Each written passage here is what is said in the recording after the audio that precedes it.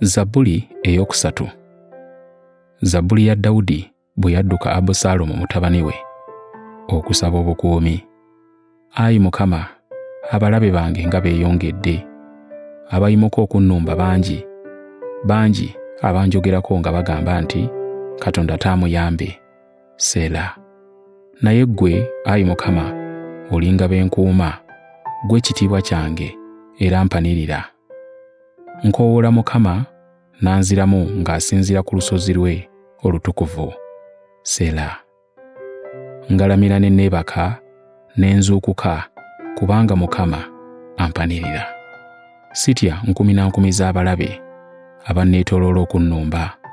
Yimuka, Ayi Mukama, ondokole, Ayi Katonda wange, kubanga okuba abalabe bange bonna ku ttama n'omenya amannyo g'ababi.